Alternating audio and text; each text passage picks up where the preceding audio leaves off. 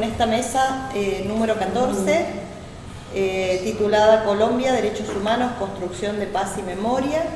Se van a presentar 4 trabajos, en realidad 3 de ellos por sus autores y autoras, y el de Diana Henao Holguín.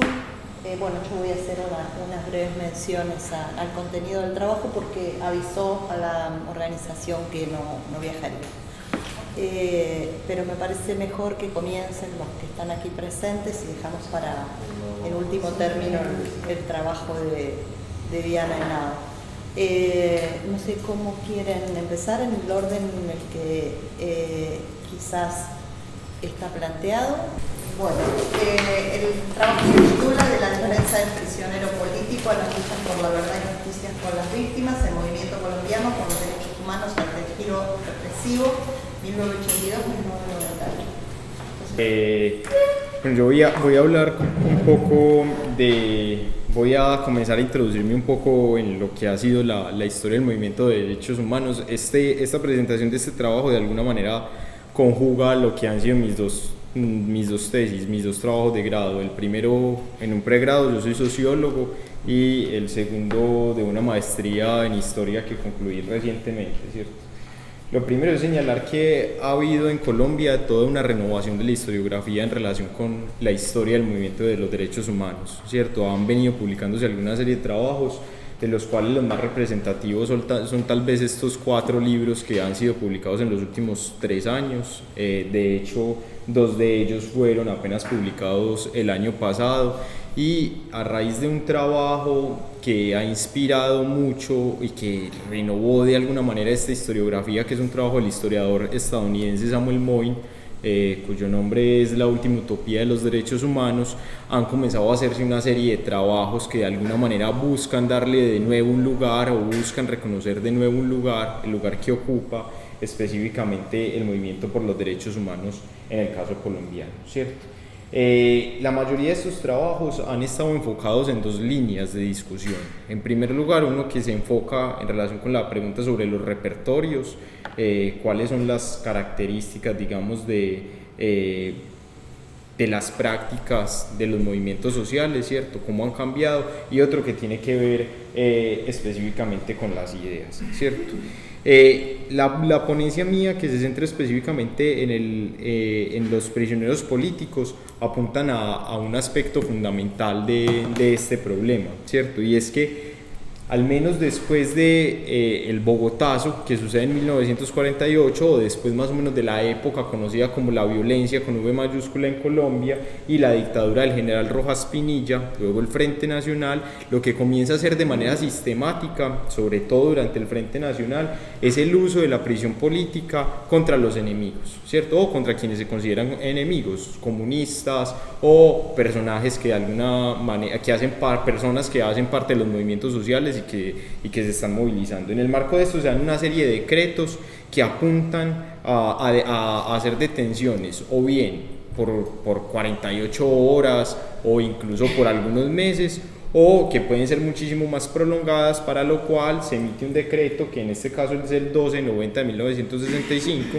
Hay que tener en cuenta que los estados de excepción son muy importantes durante este periodo. Ahorita creo que tengo una imagen por acá, que muestra la prolongación. Esto es una fotografía extraída del periódico Voz Proletaria, que es el semanario del Partido Comunista, y va mostrando la prolongación durante el Frente Nacional hasta luego del Frente Nacional, los 2 mandatos de Alfonso López y de Turbay Ayala, que son los que siguen inmediatamente después del Frente Nacional, como el estado de sitio comienza a prolongarse cada vez más.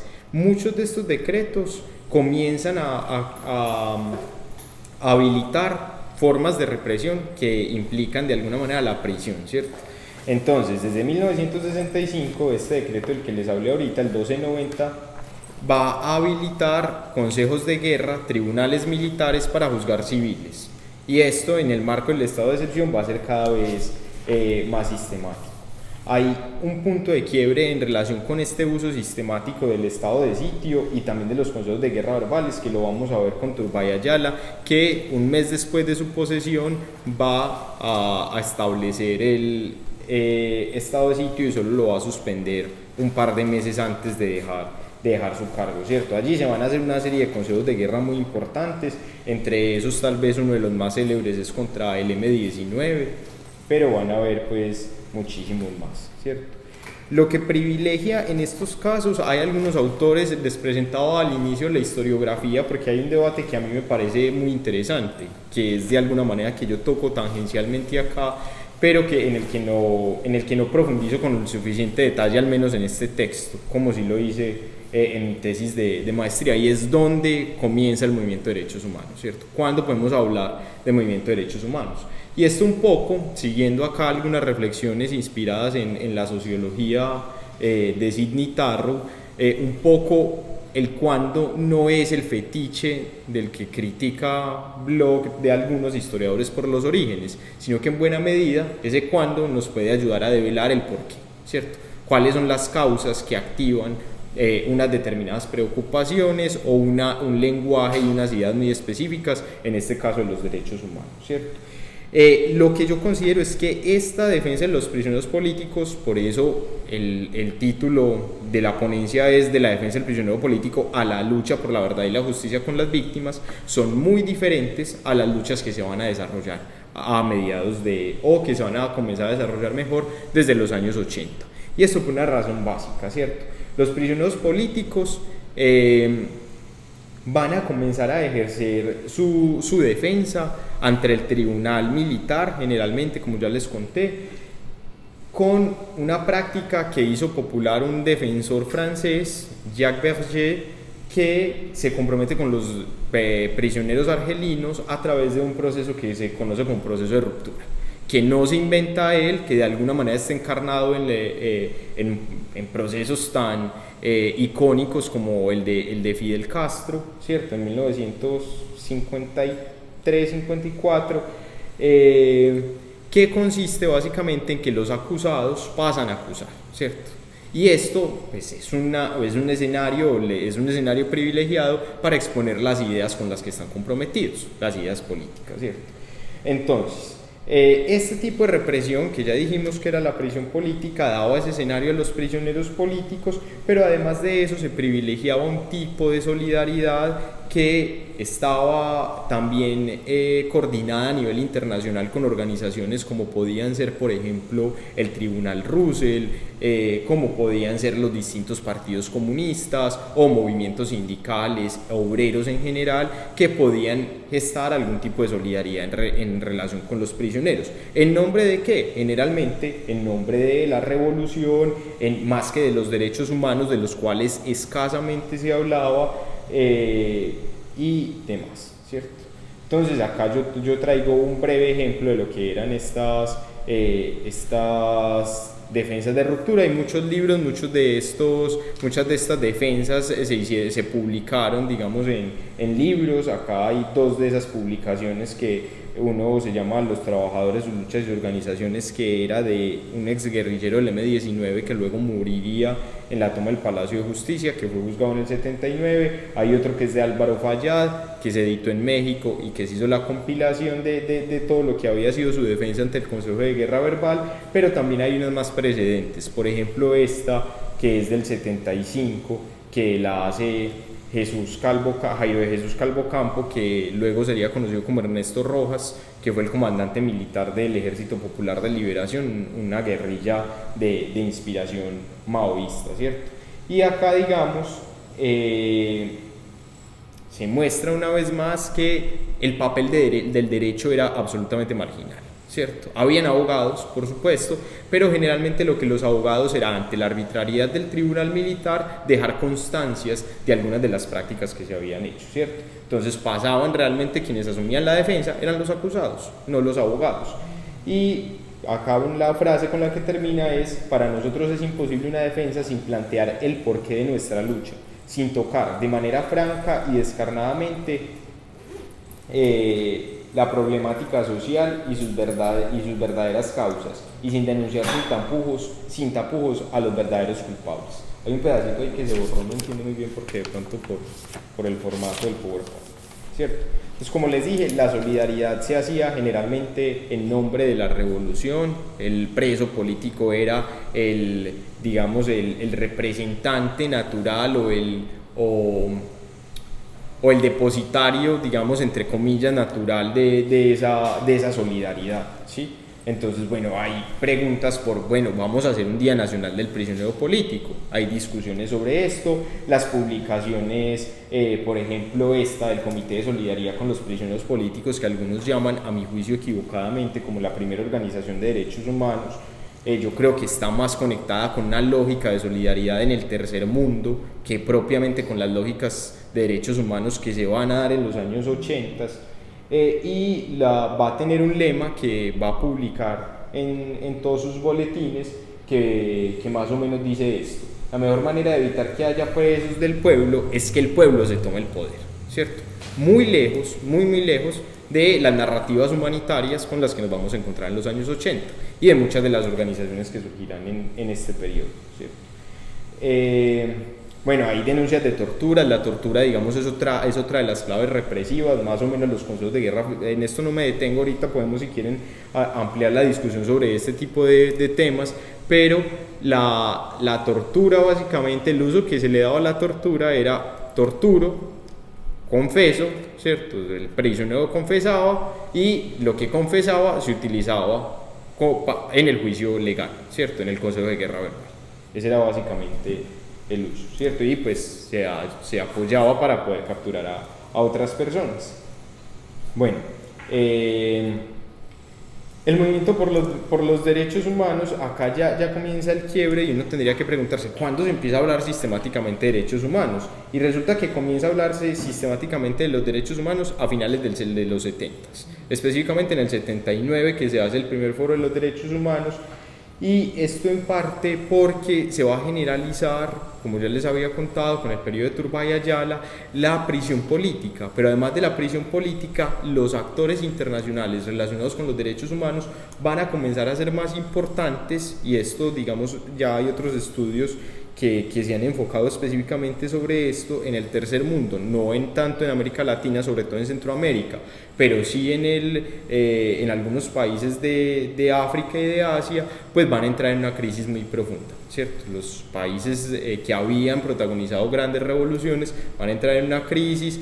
En Francia, por ejemplo, también van a haber cuestionamientos alrededor de cómo se debería ejercer la solidaridad, y los derechos humanos van a empezar en alza. Y ahí algunos sectores, ya no solo de izquierda, sino más amplios de la sociedad, que no estaban de acuerdo con las prácticas de Turbay y Ayala, se van a acercar también a este discurso. Una manera que hace la izquierda es que se disloca solamente de centrarse en los prisioneros políticos, a hablar específicamente de lo que venía sucediendo con las torturas, que empiezan a incrementarse ahí. Y ven los derechos humanos una posibilidad de ampliar la visión, la denuncia de este régimen que había abierto una oportunidad política también, porque había comenzado a hablar de derechos humanos a nivel nacional y a nivel internacional, y va a comenzar a tener la posibilidad de que organizaciones como Amnistía Internacional y posteriormente la Comisión Interamericana de Derechos Humanos pongan el ojo sobre Colombia, ¿cierto? Y ahí se va a comenzar a tejer ya un discurso de los derechos humanos, sin abandonar por completo esa solidaridad que se había pregonado alrededor de los presos políticos, ¿cierto? ¿Cuál es el detalle? Justo al final del periodo de Turbay y Ayala, en el 82, va a iniciar un giro represivo. Y esto es lo que va a acentuar de verdad que los derechos humanos se conviertan en el discurso sobre el cual se va a fundar la solidaridad hacia quienes vamos a considerar ya como víctimas de la represión. Ya voy a apreciar un poco a qué me refiero con eso de víctimas, ¿cierto? Que es un término que, digamos, más históricamente situado. Entonces, acá hay unas fuentes, unos breves gráficos que les voy a mostrar. Acá se ve como desde el 82 comienzan a subir particularmente la desaparición forzada y los asesinatos selectivos, ¿cierto?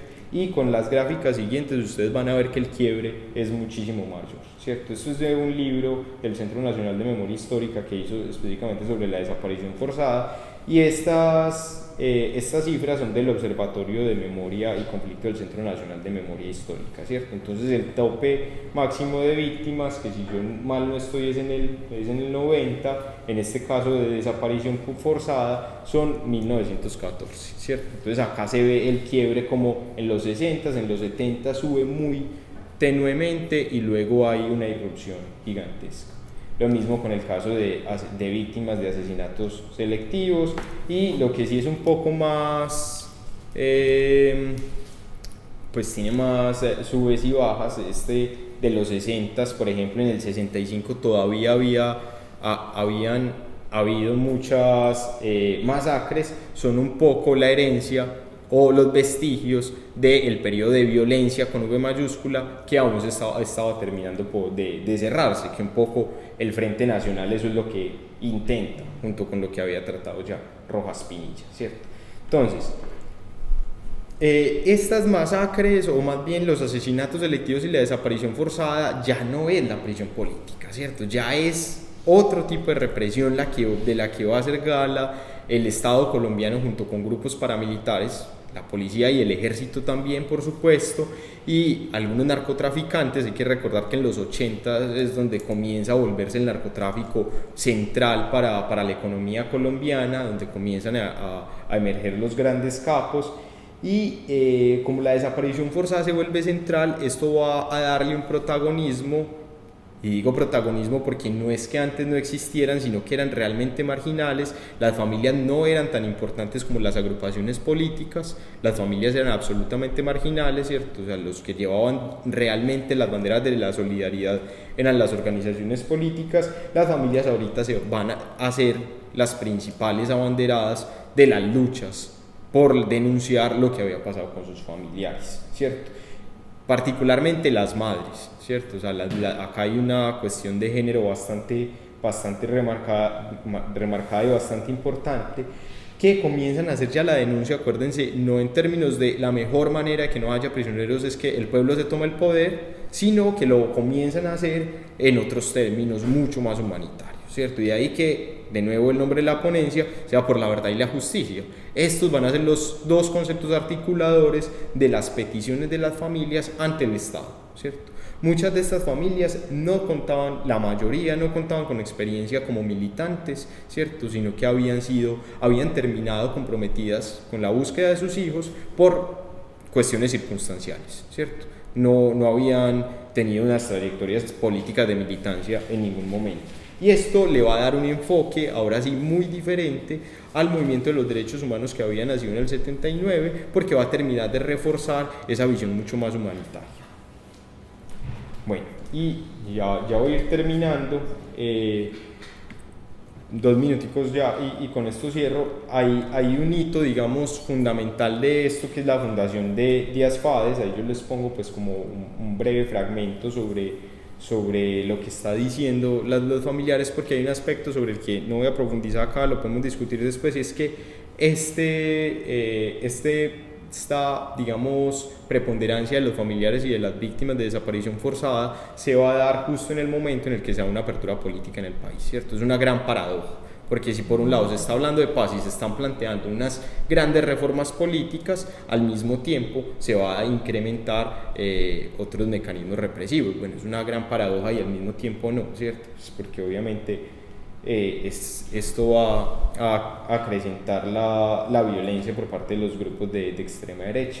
Y voy a terminar con esto, que es la desaparición de un estudiante de la universidad de la que yo vengo, que es la Universidad de Antioquia, un estudiante de economía que desaparece en el 86, y les voy a leer una carta que me parece que condensa muy bien. Hay algunos errores ahí porque está transcrita literalmente, que condensa muy bien ya las disputas que se van a generar en el seno propio del movimiento de derechos humanos. Dice: dejamos constancia que el Partido Comunista ML, marxista-leninista, y su EPL, Ejército Popular de Liberación, a través de una carta de sus presos políticos de Bellavista, en un acto irresponsable quiso tomarse la palabra en la Marcha Nacional del Silencio, cuando la tribuna de común y absoluto acuerdo estaba destinada a los familiares de desaparecidos y al doctor Héctor Abad Gómez, representante del Comité de Derechos Humanos de Antioquia. Esta práctica tan común en el pasado continúa recorriéndonos como una amenaza que rompe el sentimiento común, la unidad de corazones en esta lucha por el derecho a la vida y que por lo tanto solo beneficia al régimen y desprestigia a la organización que lo realiza. Volvemos a escribir que todas las organizaciones políticas tenían libertad de participar en la marcha con lo que quisieran, pero ninguna debía hacer uso de la palabra o romper el silencio con consignas partidarias que solo nos indignaban porque irrespetaban nuestro dolor. Deseamos que esto no vuelva a suceder, que se construya un sentimiento común que suprima estas prácticas del hacer de la izquierda, y estamos seguros que pasos de gigante dará el movimiento popular. La organización se llamaba Los Amigos de José. Y este poema, que es de Chucho Peña, justo sobre la desaparición forzada, que me parece bonito, podemos también profundizar después sobre la historia de este caso específicamente, que dice: van siendo tantos ya nuestros hombres y mujeres que simplemente no aparecen, que van siendo suficientes para fundar una patria de los exiliados en la muerte. Un estado aparte, con decreto en el subsuelo de este territorio de las amnistías y las treguas traicionadas. Muchísimas gracias.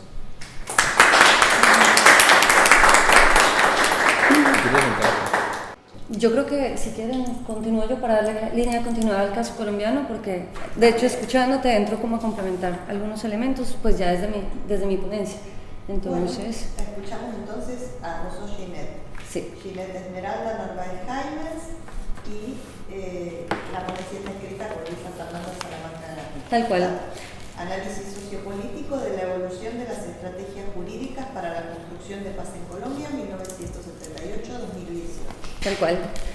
Bueno, muchas gracias por la invitación. Qué bueno poder estar aquí en una mesa, además que habría una especial. Yo la sentí como centrada en el caso colombiano un poco, igual ahorita la integramos, pero venía a dialogar de lo que está ocurriendo en Colombia, me parece fundamental. Yo soy Ginette Esmeralda Narváez Jaimes, yo soy docente en la Facultad de Sociología de la Universidad de Santo Tomás en Bogotá, y soy autora de un libro que acabamos de editar y de publicar, y lo traje para que quede en la Biblioteca de Humanidades de acá, de la Universidad Autónoma, junto con otra colección de 10 libros, en donde estamos abriendo toda una línea de sociología de la paz. En el marco, no hay problema, bueno, pues sí, chévere, gracias, muchas gracias.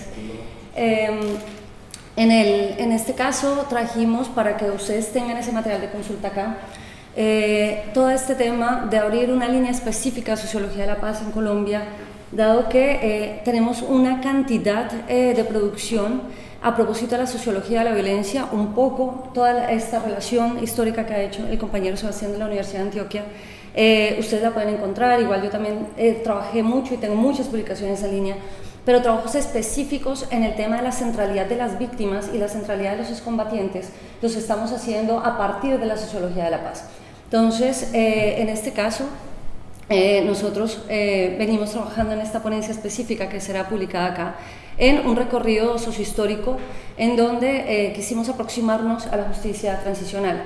Entonces, en primer punto, nosotras partimos de lo que ha sido el tránsito de la justicia criminal, ahí lo que ha sido la incorporación de la justicia transicional. Entonces, para este recorrido histórico que presenta Sebastián en términos de derechos humanos, y va muy de la mano con lo que nosotros hicimos, nosotros arrancamos en nuestro corte histórico desde 1978 hasta el 2018. Entonces, arrancamos con el tema del Estatuto de Seguridad, en donde definitivamente hay un tema de señalamiento, de falta de garantías al respeto de los derechos humanos en Colombia.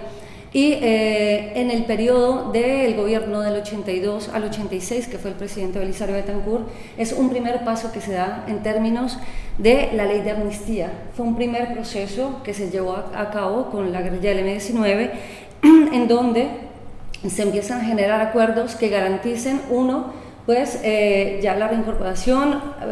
Hay una discusión sociopolítica a propósito del tema de la reincorporación, además el desarme y las garantías para los excombatientes, y en el caso de la ley de amnistía pues es justamente el acuerdo político al que se llega para que no se criminalice y para que empiece a imperar la verdad. Yo creo que ese es como de los primeros pasos que se da en esa línea. Luego, ya para hacer un barrio rápido complementándolo a Sebastián, tuvimos pues justamente el gobierno de Barco, que incorpora un plan nacional de rehabilitación en donde pues ya la guerra en Colombia, yo creo que nosotros somos un país que llevamos desde que nos conformamos como república en guerra, o sea, tuvimos más de 86 guerras civiles en el siglo XIX y tuvimos unas guerras bipartistas muy fuertes en lo que fue la década del 40 y del 50 entre liberales y conservadores. Posteriormente, pues con la emergencia de todo el movimiento insurgente en América Latina, tuvimos 3 guerrillas de primera generación, que fueron las FARC, que fue el PL y que fue el ELN, con diferentes tendencias ideológicas, y luego le da pie a que en la década del 70 tuvimos la emergencia de guerrillas de segunda generación, en donde estaba el M-19 con una apuesta mucho más nacionalista, bolivariana, y estaban pues el partido de los trabajadores, el PRT, el Partido Revolucionario de los Trabajadores, y también una guerrilla indígena que fue el movimiento armado Quintín-Lame, ¿no?, centrada en el departamento del Cauca, con una agenda específicamente que visibilizaba pues la agenda indigenista. Ya como en este proceso, entonces ya en el caso del Plan Nacional de Rehabilitación, como les comentaba, entre el 86 y el 90, el gobierno de Barco incorpora la implementación de un Plan Nacional de Rehabilitación que concentraba una serie de medidas de reparación y como que intentaba generar ayudas rurales para las víctimas de la violencia. En todo caso, pues queda siempre faltando, ustedes saben, y entra el gobierno de Gaviria con una agenda absolutamente neoliberal. Entra en principio con la apuesta por la negociación con las guerrillas, entra negociando con justamente las guerrillas de segunda generación, entraron a una facción del EPL, entra el movimiento armado Quintín-Lame, entra el PRT y el M-19 en negociación. Se logran acuerdos y de ahí se deriva pues un impacto interesante en términos de las garantías a los excombatientes para una reincorporación socioeconómica. Entonces se dan como todos los procesos de generación de programas sociales para los excombatientes, una serie también de fondos específicos para que pues se derivara en que se lograran incorporar un proyecto de vida propio y que pudieran tener algunas estrategias de emprendimiento local y territorial, pero pues al no negociar con las guerrillas de primera generación, la guerra continúa y se acrecenta. Entonces en 1992 Gaviria lo que dispone es toda una apuesta por la guerra integral, así se llama el programa de él, que era Sangre y Fuego.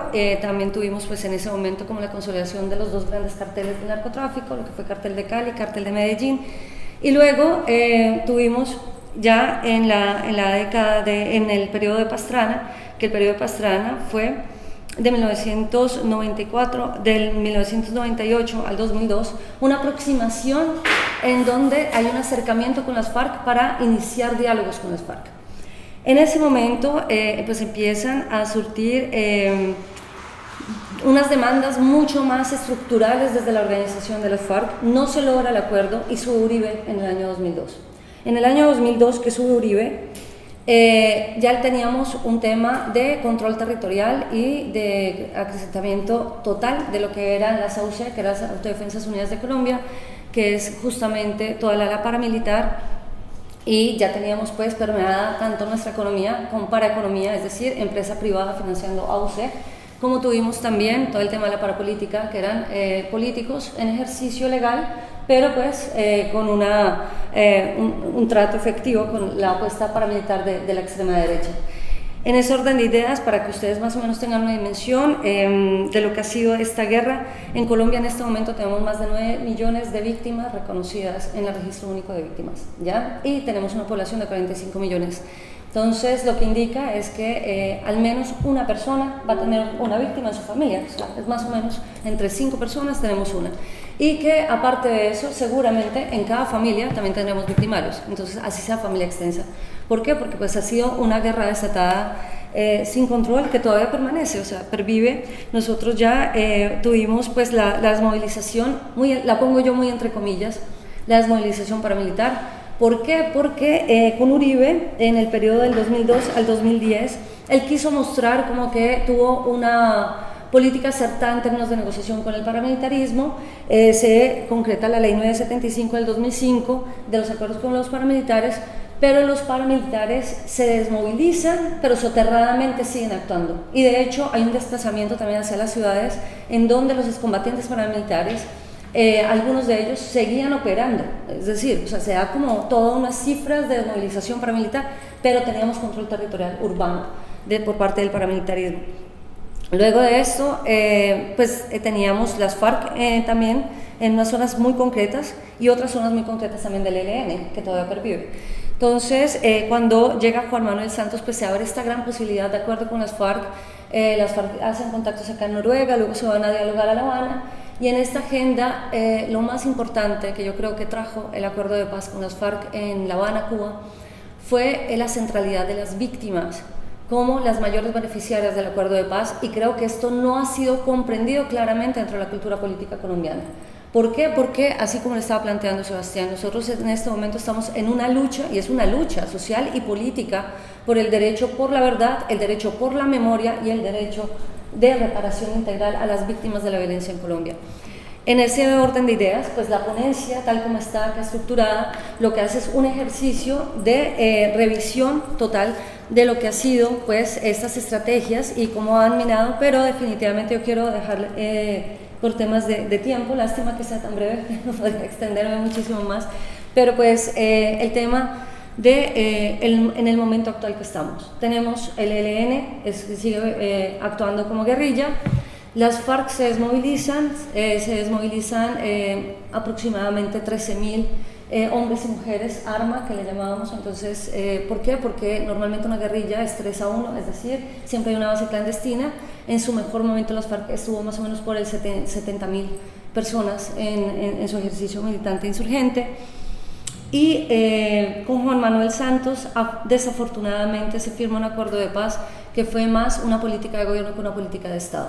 Fatal total, porque sube Duque, y cuando Duque sube en ejercicio del poder, pues empieza a generar recortes que ya estaban dispuestos. O sea, en el momento que firma Juan Manuel, dispone, y el presupuesto es tan alto para la guerra como el presupuesto debe ser tan alto para la paz, porque tienes que financiar la paz, tienes que garantizar la reparación integral de las víctimas y tienes también que garantizar la reintegración socioeconómica de los excombatientes.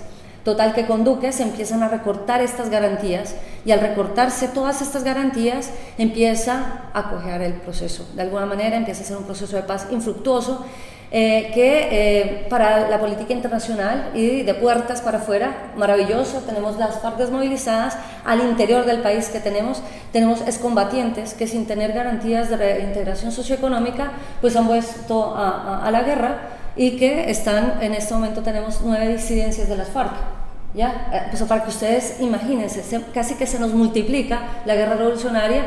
¿Por qué? Porque algunos excombatientes, unos se radicalizan con una agenda programática muy filial a lo que son las FARC, y otras, lo que son las narcofarc, que ya tienen es una agenda muy sesgada, desideologizada, y que definitivamente lo que está es financiando y reproduciendo el orden del narco en las zonas rurales. ¿Por qué? Porque se tenían los controles para ello. Entonces lo que hacen es que estas disidencias completamente ya generadas empiezan a actuar en beneficio y clásica articuladamente, incluso con organizaciones de crimen organizado transnacional. Entonces, cosas que son pues fatales para el país. Para ir cerrando, ¿cuánto tiempo me quedará? Tienes tiempo todavía, vas por 10 minutos. Excelente, porque quiero darles unos datos también para que queden ustedes como claros del balance de lo que nosotros tenemos en este momento en términos de paz en Colombia. Como les decía, 9.231.426 víctimas de la violencia registradas. ¿Por qué digo registradas? Porque en la ley de 975 que abrió Uribe para desmovilizar a la SAUCE, que era el paramilitarismo en pleno, completamente ya centralizado en la organización, porque fueron bloques que actuaban primero territorialmente desagregados, luego se unifican bajo la dirección de Carlos Castaño, y ahí surge esta ley 975 del 2005, en donde se incorpora en términos de justicia transicional el tema de versiones libres. Entonces, ¿qué significaba esto? Tal cual las masacres que ha comentado Sebastián, las torturas, todos esos procesos de asesinatos selectivos y asesinatos sistemáticos de líderes sociales, políticos que no fueran filiales a la agenda de derecha, fueron perseguidos y demás. Pero entonces estos paramilitares llegaban y el marco jurídico era: si tú colaboras con la verdad vas a tener prisión entre 5 y 8 años. 5 y 8 años. ¿Qué significa? Comandantes paramilitares que en Colombia han confesado masacres desde 100 para arriba, o sea, tenemos comandantes paramilitares, de acuerdo además al nivel jerárquico, que han confesado más de 3.000 crímenes, que han ayudado a ubicar estas fosas comunes donde hemos encontrado pues justamente los cuerpos y se están entregando a los familiares. Ellos en todo caso, por haberse acogido al programa, estuvieron presos, pero hay que ver algo. Como estaba tan filial este tema de la paraeconomía y la parapolítica, estos excomandantes paramilitares en prisión se profesionalizaron y muchos van a salir a ejercer política local en Colombia. Y esto es una advertencia que yo ya estoy haciendo porque como que no se ve, está completamente soterrado, se desmovilizó, pues claro, se desmovilizó, pero como les digo, desde la cárcel seguían actuando, incluso aprovecharon ese tiempo para profesionalizarse, salen a hacer política legal y van a mantener el control territorial.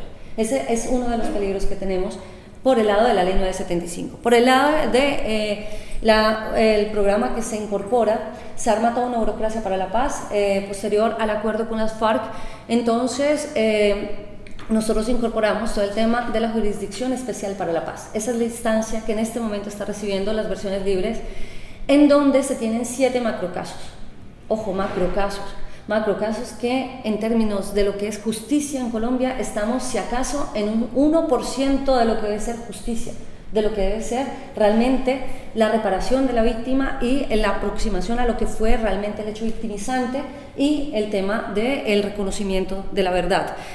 ¿Por qué lo decimos? Primero, salen a la par la Comisión de Esclarecimiento por la Verdad, informes académicos para ver cómo fue este tema de la guerra en Colombia, el tema de dilucidar las causas estructurales de esta guerra, el tema del papel de la guerrilla en el conflicto, pero también obviamente el papel de las fuerzas oscuras, del paramilitarismo. Y este informe es más académico. La Jurisdicción Especial para la Paz sí actúa con salas y tiene salas de amnistía. Y también estamos en el mismo marco. Entonces, excomandantes de las FARC que se acojan a la Justicia Especial para la Paz van a tener penas entre 5 y 8 años. Quienes no se acerquen, digamos, que están imputados por cargos y hayan firmado el acuerdo de paz, se hayan acogido, pero que no vayan a la citación que está haciendo Justicia Especial para la Paz, pues podrían perder sus beneficios y quedarían pues, prácticamente judicializados por la vía ordinaria, en donde las penas estarían sobre los 20, 30 años por temas de crímenes de lesa humanidad. Entonces, en este momento, ya como también para ir cerrando este tema del proceso de paz, les digo, hemos tenido una financiación de $2.600 millones en PEDET, que son planes de desarrollo territorial. Realmente no se ha visto. Colombia es un país corrupto, su política ha sido históricamente muy corrupta, total que en los gobiernos que nosotros tenemos se asigna los recursos justamente para programas de beneficio y de impacto a víctimas de la violencia, a población en desplazamiento, y pues no llegan. O sea, realmente en este momento tenemos tenemos también la unidad de búsqueda de personas desaparecidas, que es otra de las unidades que se crean, que es de especial atención para nosotros. Estamos en un tema también de trabajo con excombatientes para uno de los puntos del acuerdo de paz en La Habana era el tema de sustitución de cultivos, pero pues en sustitución de cultivos apenas tenemos 100 familias que se acogen y se ha multiplicado el tema de cultivos ilícitos de una manera brutal en este tiempo, ¿no? En el periodo Duque fue terrible porque justamente al no tener garantías para la reintegración socioeconómica, los excombatientes pues se han vuelto a la zona rural. Se ha incrementado notablemente. Proyectos productivos, tenemos las siguientes cifras para que ustedes tengan la dimensión. Tuvimos 13.000 firmantes del acuerdo. Del 13.000 firmantes del acuerdo tenemos con beneficio realmente con beneficio colectivo a 3.687 combatientes, es decir, nos agrupamos, formamos una cooperativa de combatientes y tenemos garantías socioeconómicas para realmente mantenernos. Y de reparaciones, reintegración, de reparaciones individuales pues, y de apoyos socioeconómicos a excombatientes tenemos 3.500. Entonces, si se dan cuenta, también quedó casi la mitad de la población excombatiente sin acogerse a los beneficios. Entonces, ahí empezamos a comprender.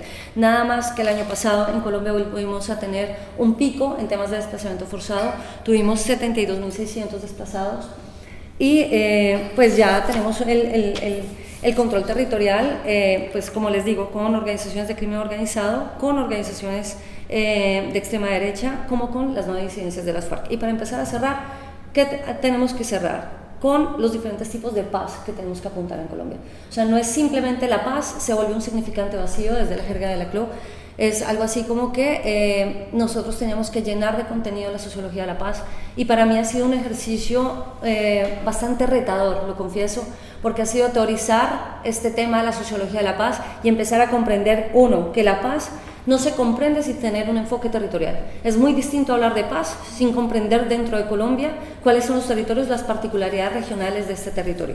En segundo lugar, la caracterización de los actores de la paz. O sea, tenemos que empezar a ponerle rostro, ponerle nombre, no solamente número, porque si les doy estas cifras, cuando ya le ponemos el nombre y apellido, ya empieza a haber una aproximación mucho más real de cara a lo que podría ser el tema de la reconciliación y apuntarle al tema del perdón.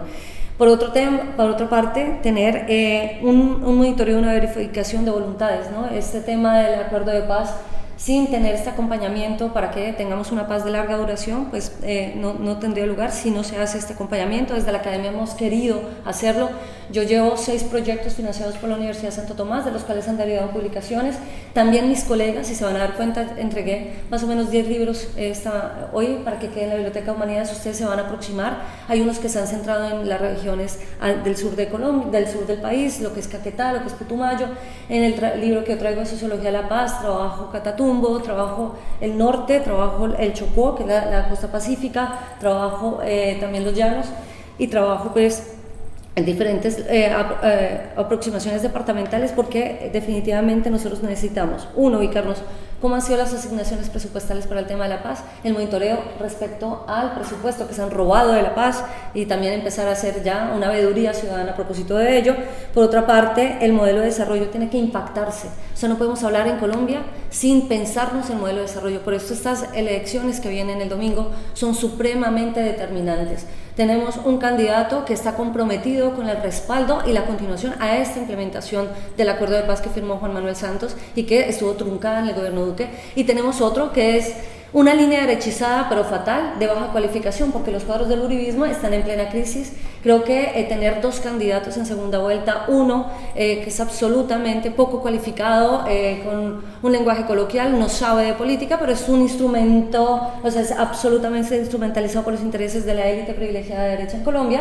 Entonces es Rodolfo, y si llegara a quedar, pues seguramente todo esto se nos puede venir abajo. Entonces estamos en un momento realmente de un riesgo inminente en el caso colombiano. Por otra parte, necesitamos también generar y derivar en políticas para la paz. No es simplemente haber firmado el acuerdo y ya lo tenemos, necesitamos las políticas de paz que se deriven para poder mantener esto que fue esta burocracia, que les digo, las unidades de atención a víctimas, la unidad de búsqueda de personas desaparecidas, o la misma JEP en este momento con Duque, fueron desfinanciadas. O sea, imagínense una unidad de justicia especial para la paz desfinanciada. Es algo que uno no alcanza a comprender. Y por otra parte, la legislación para la paz, ¿no? Necesitamos ahondar, nos ha faltado un montón en temas de legislación de verdad. ¿Por qué? Porque ya tenemos diferentes tipos de víctimas. Por eso les digo, es caracterizar a las víctimas. No todas las víctimas son las mismas, y hay víctimas revictimizadas, en el caso colombiano de manera brutal. Entonces empezar como a ver esa dimensión. Y ya para cerrar, porque creo que ya me estás haciendo caras, paz, ¿qué? Paz con enfoque diferencial. Esa es la apuesta desde la sociología de la paz. Obviamente desde mi condición de mujer y desde mi lugar de enunciación, un tema de paz para las mujeres. ¿Qué significa construir y realmente mantener la paz con las mujeres? Es incorporar una agenda de género, porque en el acuerdo que tuvimos, que al momento de la firma, incluso pues las mujeres estaban segregadas, discriminadas. Para las FARC, dentro de las mismas FARC ya venía como una apuesta. Apenas se está hablando de feminismo insurgente en Colombia, entonces empezar a visibilizar este tema de las mujeres en donde están respecto a agendas de inclusión. Indígenas, o sea, una paz en donde reconozcamos dónde están los indígenas, dónde están los afros, las agendas LGBTIQ, la inclusión también para los niños en la construcción de paz en Colombia, ¿dónde están? ¿Qué tienen que decir los jóvenes en esta agenda, que van a ser además los adultos del futuro, que son los que pues van a garantizarnos que esta paz pues permanezca, perviva? Y también el tema de los discapacitados, que no se ha visibilizado, casi que el tema de estos actores. Y por último, hablar así desde yo lo derivo, hago como un calco de lo que es todo el tema de las teorías de Galtung, en donde hablamos de diferentes tipos de violencia, violencia simbólica, violencia realmente en términos de la paz, ¿cómo sería? Paz simbólica, las agendas por la memoria. O sea, ha sido importantísimo el tema de visibilizar el Centro de Memoria Histórico bajo la dirección de Gonzalo Sánchez, y el libro que estaba citando Sebastián, que es El Basta Ya. Tienen 80 libros en línea que ustedes los pueden descargar, en donde se aproxima a esa construcción histórica de la paz en Colombia y que tuvo un enfoque bastante académico. Lástima que cambie de dirección, se pone un uribista. Ahorita lo único que tenemos en temas de agenda de memoria es lo que se está haciendo bajo la dirección de Antequera en Bogotá, por ejemplo, que son memorias populares. O sea, nos ha tocado empezar a trabajar el tema de la pluralidad en temas de memoria, y el tema pues también de las memorias autogestionadas, ¿no? O sea, prácticamente que la misma población organizándose, porque no hay política de Estado que nos garantice las políticas para la memoria en Colombia. Entonces yo creo que pararía ahí. Si hay preguntas me puedo extender otro poco porque pues tengo cantidad de información. Okay. Muchas gracias. ¿Podemos cambiar? Hola, buenas tardes. Yo voy a hacer mi presentación en portugués, porque soy brasileña y es muy difícil para mí hacer en castellano. Espero que me comprendan. Voy a intentar hablar despacio. Primeiramente, gostaria de agradecer muito a participação aqui e principalmente aos companheiros. Aprendi muito nesses últimos minutos e acredito que muitas coisas que vocês colocaram na apresentação de vocês toca diretamente no que eu quero trabalhar aqui, sobretudo o final da fala da companheira, porque eu vou falar justamente dessa questão de disputas de memória e como que isso pode ser pensado a partir do campo das artes. Essa apresentação que eu trouxe é parte da minha pesquisa de doutorado. Eu sou doutoranda na Universidade Federal do Rio de Janeiro e venho trabalhando com essa artista, que é uma artista contemporânea chamada Doris Salcedo. Não sei se todos conhecem, uma artista colombiana que tem uma grande repercussão internacional, uma artista importante e que trabalha com o tema da violência política, algumas obras especificamente sobre o conflito armado, sobretudo a dimensão de memória, de construção de trabalhos coletivos de luto, de espaços de memória, etc. Bom, essa é a artista, a Doris Salcedo. No meu doutorado, eu venho trabalhando sobretudo com as obras que ela realiza no espaço público e algumas delas com a participação do público. Então ela convida pessoas, sejam vítimas, seja a sociedade civil de um modo geral, a interagir com essas obras e ajudar na construção, né, digamos assim. E hoje eu trouxe 3 trabalhos que são relacionados diretamente com os mecanismos de construção de justiça e de paz, sobretudo em relação ao acordo com as Farc, assinado em 2016, que a companheira bem explicou aqui. O primeiro deles se chama Sumando Ausências, foi realizado em 2016.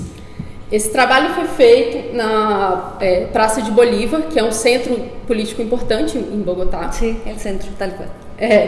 E ela fez esse trabalho logo em seguida de um plebiscito que foi realizado, consultando a população sobre os acordos de paz que estavam para ser assinados. E esse plebiscito teve como resposta o não. Uma votação apertada, não, enfim, complicada. E ela realiza essa obra logo em seguida como uma tentativa de mobilizar a população a favor da assinatura do acordo. Então, no que consistiu esse trabalho? Ela juntou tecidos brancos com nomes de vítimas e a população, à medida que passava pelo local, ia costurando esses tecidos para formar uma grande manta que cobriu toda a praça, como vocês podem ver. Então, foi uma ação coletiva, uma ação efêmera, que evidentemente depois se retirou, mas pensando essa ideia de que visibilizar esses nomes, que evidentemente são só uma parte muito pequena da quantidade enorme de vítimas, mas trazendo um pouco esse trabalho coletivo.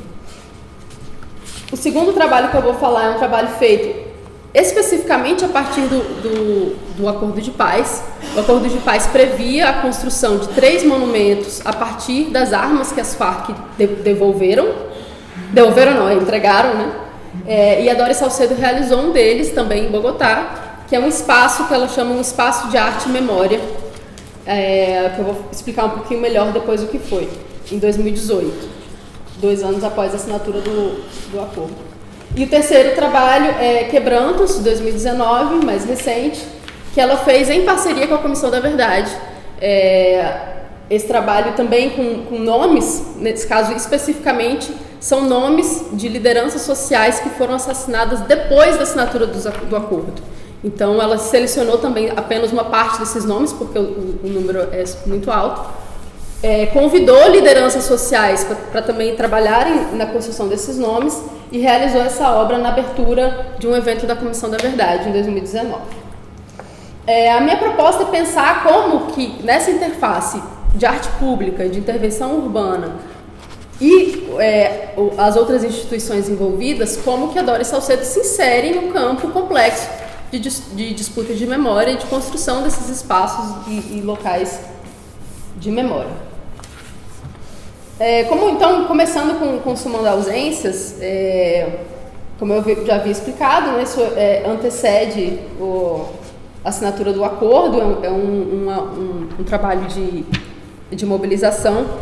E o que eu gostaria de destacar um pouco desse trabalho, mostrar aqui algumas imagens. Primeiro, a questão do lugar, né? Então, esse lugar da Praça de Bolívar, que, como vinha falando, é um centro político importante. Não é a primeira vez que a artista faz obras nesse local.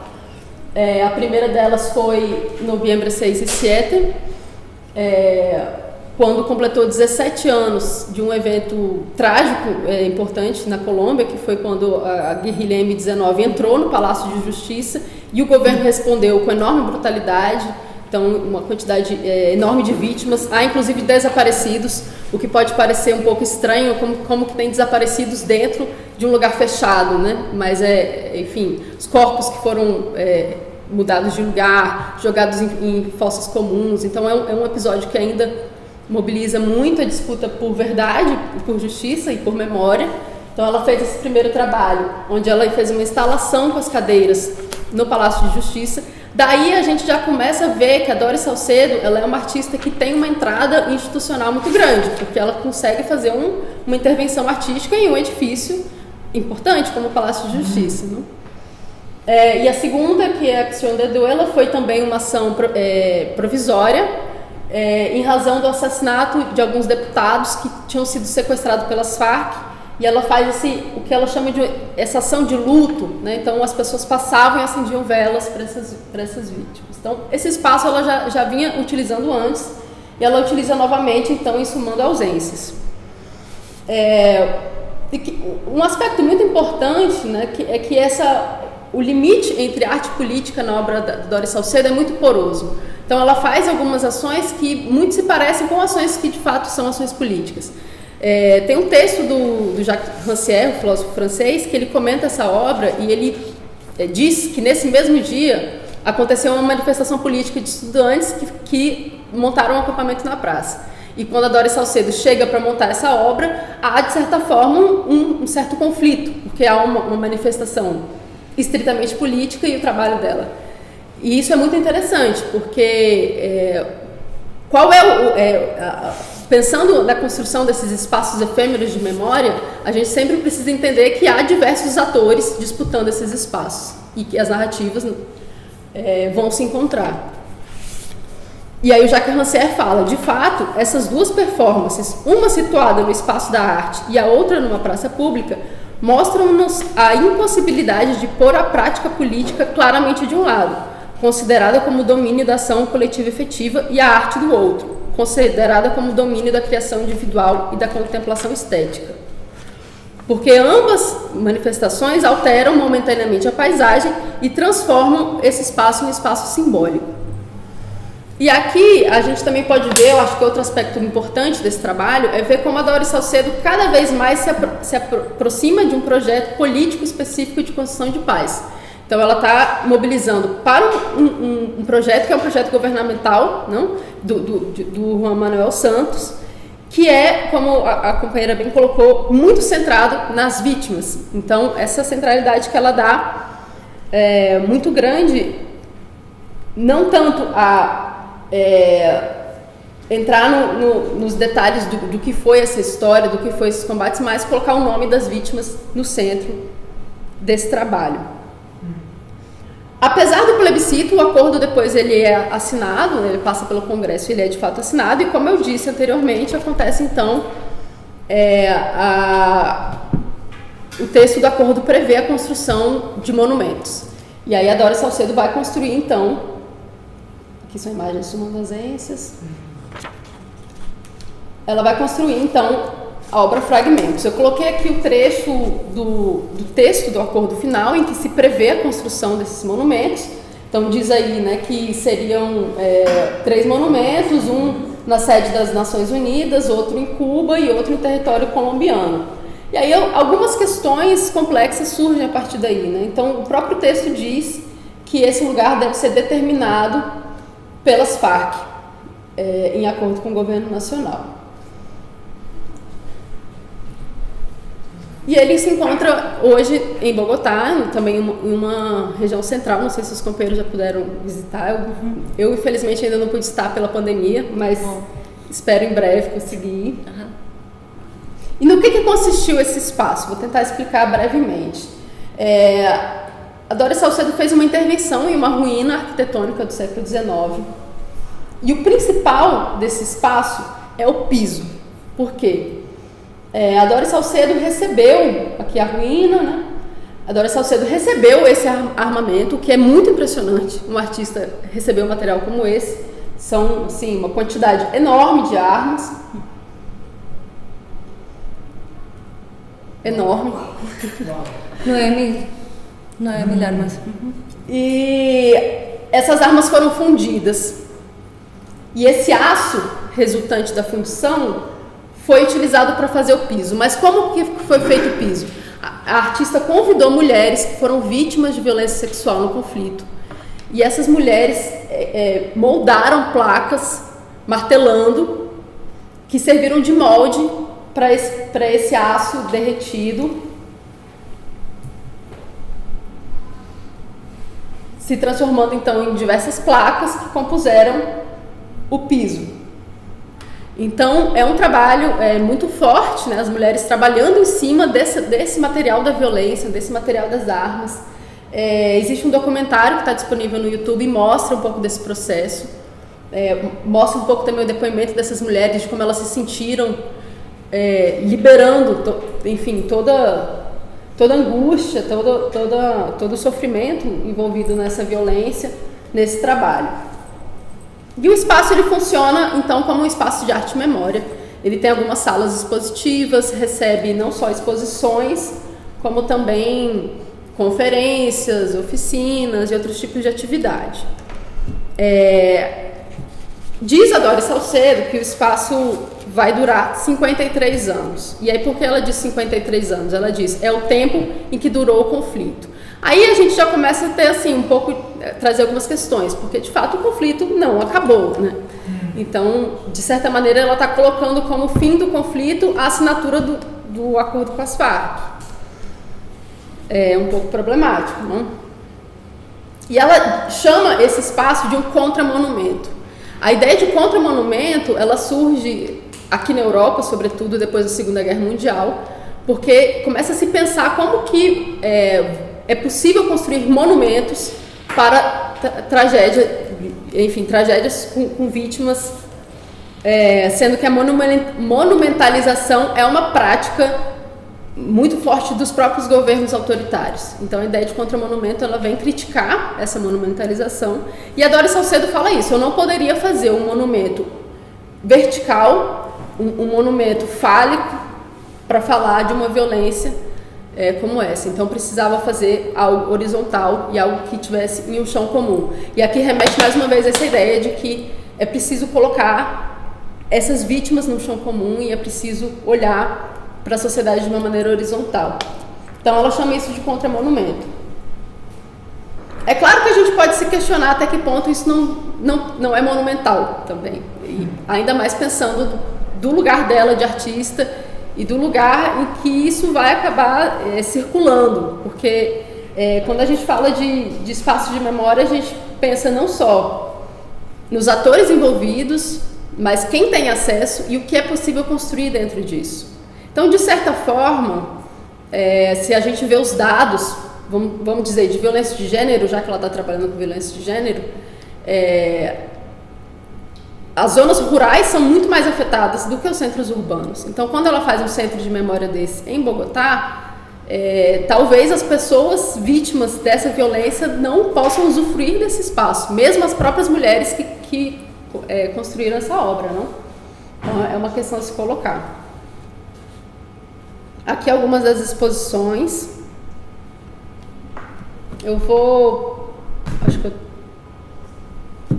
passando para a última obra. Eu teria mais algumas coisas a dizer, mas a gente pode falar na discussão.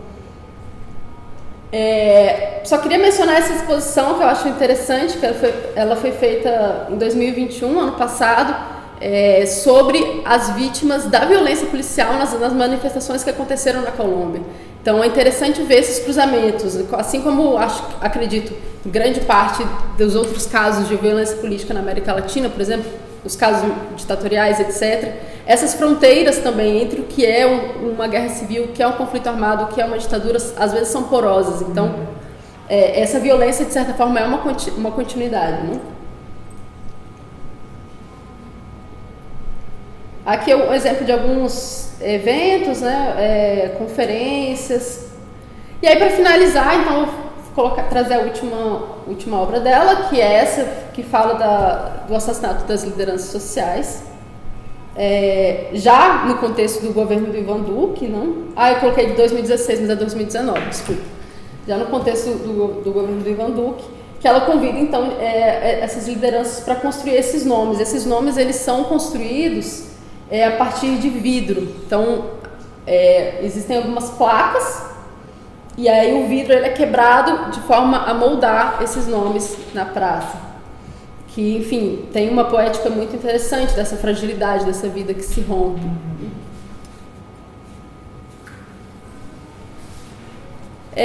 Bom, de um modo geral, é um pouco isso que eu queria trazer. E aí pensar um pouco, né, como essa memória que continuamente está em disputa, ela está envolvendo diversos atores diferentes, e a Dora Salcedo, por meio da arte, entra, claro, não sem alguns problemas. Acho que a gente pode problematizar um pouco alguns desses trabalhos, mas é importante entender como é um espaço em constante transformação, e ela vem tentando acompanhar isso, envolvendo o público, etc. É isso. Muito obrigada. Linda.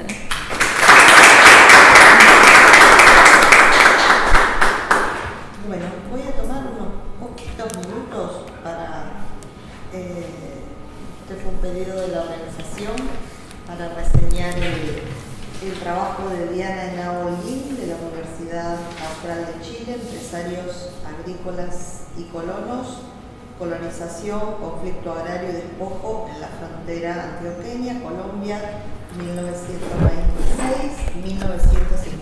Como ustedes advertirán, este es un trabajo que analiza un periodo bastante previo al que expusieron recién las compañeras y el compañero.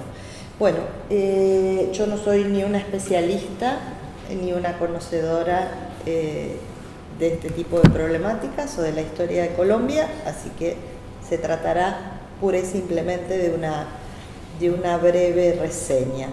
El trabajo se centra en el análisis de la colonización y el conflicto agrario. En Colombia hace un breve balance de la historiografía sobre la expansión de la frontera agrícola, y en ese marco señala una serie de áreas de vacancia que le sirve a la autora para fundamentar la elección de su área de estudio, en este caso el área del Magdalena Medio en el oriente del departamento de Antioquia. El argumento es que es una zona poco analizada, además de circunscribir el espacio que va a analizar, hace una división en dos periodos, 1926, 1947 y 1947, 1953, diferenciando las políticas agrarias, el conflicto y sus actores en el área. Luego el trabajo tiene 4 apartados, uno donde analiza la colonización y la conformación de la hacienda ganadera en el Magdalena Medio, otro apartado donde analiza los conflictos o las disputas entre empresarios de Medellín y la sociedad agrícola y la inmigración por la tierra, y en tercer lugar analiza la conflictividad social en la frontera antioqueña, los procesos de ocupación de la tierra y los conflictos entre propietarios y colonos, y luego más específicamente el proceso de la violencia, como dicen los colombianos, con B mayúscula, en la zona de Antioquia, en el Magdalena Medio, entre 1949 y 1953. Me voy a permitir leer las conclusiones, que son breves, para hacer un poco de justicia a lo escrito por la investigadora. Dice lo siguiente: las luchas por la tierra del campesinado que ocupó la frontera antioqueña se enmarcaron en las movilizaciones campesinas que se dieron con fuerza en América Latina tras la crisis del 29. Esta irrupción del campesinado se dio a la par de los cambios en las relaciones agrarias. A pesar de los auges exportadores, las economías nacionales no se habían integrado y el escenario rural continuaba dominado por altos índices de concentración de la tierra. En este contexto, los campesinos fueron agentes importantes de cambio en sus territorios, no solo por sus desplazamientos hacia la frontera agrícola, sino también por la importancia de las movilizaciones, algunas de las cuales se tradujeron en la lucha abierta entre el campesinado y los empresarios agrícolas. De esta forma, los colonos antioqueños participaron de estos procesos, que particularmente en el caso de Colombia iniciaron en 1926, principalmente en las zonas centrales del país, en donde el sistema hacendario había sobrevivido casi intacto hasta ese momento. Bueno, vuelve a ser una consideración sobre la historiografía. En el espacio de estudio, el primer ciclo de protesta campesina, que según la historiografía agraria terminaría con la promulgación de la primera ley de tierras en 1936, se extendería hasta 1947. En esta zona se observa más bien una continuidad en el proceso de ocupación de tierras baldías, dinámica que se expresará de maneras conflictivas. La promulgación de la Ley 47 de 1926 generó un escenario propicio para que el campesinado, que ya tenía una tradición legalista desde el siglo XIX, irrumpiera con fuerza en el escenario nacional ante la posibilidad de adjudicarse las tierras que venían trabajando por décadas. Este escenario fue también aprovechado por empresarios agrícolas, quienes empezaron a colonizar las tierras más productivas al oriente de Antioquia con el fin de establecer grandes latifundios. Así, estos empresarios empezaron a comprar mejoras a los colonos y paralelamente apropiarse de su trabajo con el fin de establecer haciendas. En esta zona los empresarios se valieron de métodos legales, pero también de la violencia para expulsar a los campesinos de sus tierras. Frente a estos procesos de expansión de los mercados basados en la producción derivada de la hacienda, los campesinos no estuvieron pasivos. Al contrario, plantearon formas de resistencia que no fueron solo las cotidianas que se dan fuera del escenario, como las propuestas por James Scott, sino también abiertas, las cuales desafiaron abiertamente el orden impuesto, cuestionando la tenencia de la tierra y la forma en que se estaba configurando estos territorios fronterizos. El estudio de estas dinámicas en el Magdalena Medio pone de manifiesto la interacción de diversos actores que entran en juego en el contexto de la colonización hacia las zonas de frontera. Estos fenómenos dieron origen a una serie de tensiones, entre las cuales destacan aquellas que confrontaron a caciques locales y autoridades estatales y hacendados y trabajadores agrícolas. Estas tuvieron su punto más álgido con el estallido de la violencia, que desembocó en el desplazamiento y asesinato sistemático de campesinos de diferentes facciones de los partidos liberal y conservador. Finalmente, identificar los distintos tipos de conflictos y los usos de la violencia, especialmente la violencia popular, destaca la agencia del campesinado y sus contradicciones internas. Luego tiene unos anexos en donde incorpora cuadros, adjudicaciones de tierras, conflictos, etc. Esto muy breve, insisto, con el objetivo de dar por presentada, así sea formalmente, la ponencia de Diana Enaudi. Bueno, por mi parte ya está. Lo que me parece que podríamos hacer ahora es abrir el espacio para la realización de preguntas, comentarios, y luego les vamos a dar unos minutos para que respondan. ¿Preguntas? Una pregunta a Sebastián. ¿Puedo hacer? No sé si alguien más quiere arrancar. Yo pensaba, ¿no?, en este modelo que también para Argentina fue planteado por Emilio Krenzel, pero para Uruguay lo planteó Baña, Marcarián, nunca me sale su apellido, que es ese desplazamiento de la narrativa revolucionaria a la narrativa humanitaria en el mundo de los derechos humanos. Entiendo que tu trabajo va por ese lado, y la pregunta es, en realidad, ¿cómo podemos empezar a encontrar mixturas entre esos dos discursos? Sin lugar a dudas, el trabajo me pareció sólido, bien planteado, la exposición estuvo muy bien, creo que el PowerPoint era además muy bien armado, y lo agradecemos. Y yo, que he leído bastante sobre el caso colombiano, la verdad que no lo había visto tan claro, pero incluso está bueno pensar, además de esas mixturas, la circulación de gente que venía de un campo a otro y que pudo hacer esa transformación, qué huellas quedaron de uno y otro de lenguaje humanitario en lo previo y en lo que vino ya en los 80s. Me parece que ahí hay para pensar ese juego de matices que puede ser interesante y que de algún modo permite tensionar ese modelo que es un poco rígido, pero que bueno, que sin lugar a dudas es operativo también para el caso colombiano. Y lo otro que me quedo pensando es cuánto en realidad también ese juego entre el paso de la prisión política y el asesinato a la desaparición no es también lo que hace ese juego entre pasar de un lenguaje a otro. Porque en Argentina fue similar. En Argentina se hablaba de la defensa de los presos políticos, los abogados defensores de presos políticos y la Comisión de Familiares de Presos Políticos tenían antes de la dictadura un discurso mucho más politizado que lo que pasa después en dictadura, cuando después del golpe de Estado la tecnología pasa a ser la desaparición. Ahí hay que borrar todas esas marcas de la política y la apelación al lenguaje de derechos humanos es como más despolitizado, menos conflictivo, etc. Entonces, esas dos preguntas, ¿no? ¿Qué permeabilidad hay entre esos dos mundos? ¿Qué circulaciones? Y también sobre esa relación entre el activismo de los derechos humanos y los márgenes que dejan posible las tecnologías represivas, ¿no? Empiezo. No, primero vamos a hacer las preguntas, perdón, y luego preguntas. Yo sí quiero preguntarles una cosa a cada uno.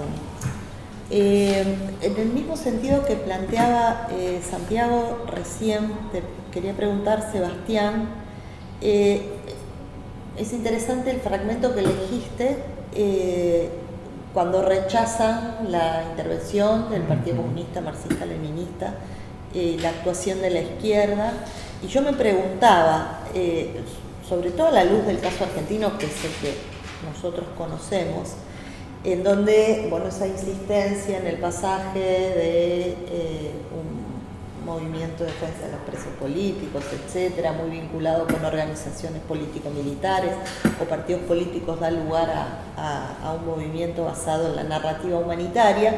Sin embargo, todos los estudios que hay en la Argentina en estos últimos tiempos muestran la fuerte participación de militantes de partidos políticos e incluso la conexión con partidos políticos, ¿no? Entonces, en realidad me preguntaba ese rechazo a la intervención de un partido de izquierda. Yo creo que dice algo en particular. ¿Es únicamente a los partidos de izquierda o a ese partido de izquierda? ¿Cuánto de despolitización y cuánto a lo mejor de otro tipo de alineamientos o identidades políticas hay detrás de ese planteo tan fuerte, ¿no? La otra cosa, y esto te lo pregunto a vos, Ginette, impacta el número de víctimas, es totalmente impactante.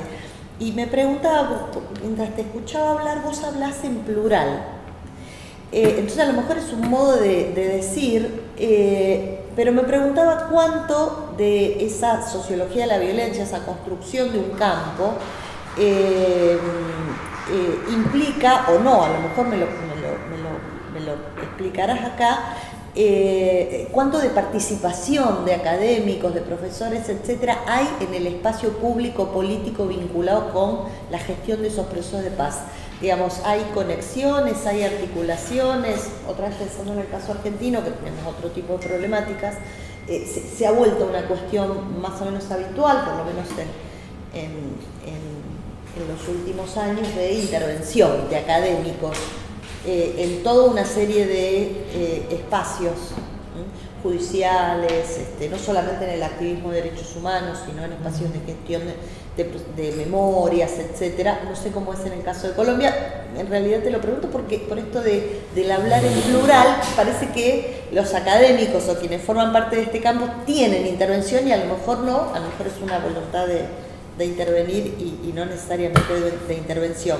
Y la última cuestión, yo no la conocía, esta artista me preguntaba cuánto de vínculos con el ámbito estatal o no tiene, ¿no? Porque hacer intervenciones de esa naturaleza en lugares tan centrales implica permisos, acuerdos, hay apoyo estatal, no hay apoyo estatal, es una persona que se vincula con redes, qué sé yo, fundaciones internacionales, no lo sé, un poco para tratar de situar, que a mí me faltaba como dato para completar el panorama, nada más. No, yo agrego eso, ¿quién es ella, no? Claro, ¿quién es ella? ¿Quién es ella? Porque para poder intervenir así en el espacio público tenés que tener un respaldo. Sí, muy creo importante. que sí. Y después me parece como interesante, no sé, quizás digo cualquier cosa, pero ese juego de género entre mujeres que, porque la cuestión bélica, las armas están muy asociadas a lo masculino, más allá de que había combatientes mujeres, y me parece que ahí hay un juego de generalizarle, como quienes destruyen esas armas no dejan y hacen eso, entiendo que son como baldosas, ¿no? Con las armas, las que funden las armas. No comprendo la palabra. Baldosas es el piso. el piso. Sí. Las que hacen esos. ¿Cómo se llamará en portugués? Con la fundición de las armas, las mujeres son las que elaboran, ¿no? Esas baldosas, ¿no? Entonces ese juego entre la guerra muy asociada a lo masculino, a valores del mundo de la hombría, del sacrificio, bueno, pero en realidad son las mujeres las que destruyen eso y hacen un poco algo nuevo con esos materiales que vienen de lo masculino. No sé, me parece que la clave de género quizás podría ser interesante, pero no sé. No sé si quedó claro. Sí. No sé si hay algún comentario, alguna pregunta. Entonces le vamos a dar 5 minutos, por favor, o más o menos a cada uno, porque nos apuran luego nos empiezan a entrar y a decirnos que nos tenemos que ir y nos ponemos todos nerviosos. Listo, entonces empiezo yo vale, si quieren. vale, Listo. sí. Entonces, bueno, no, gracias por las preguntas. Profesor Santiago, pues que además he leído también, sobre todo para mi trabajo, para mi monografía de pregrado. Entonces, claramente yo particularmente tuve mucha influencia de las lecturas que hice sobre el caso del Cono Sur en general, particularmente Argentina y Uruguay.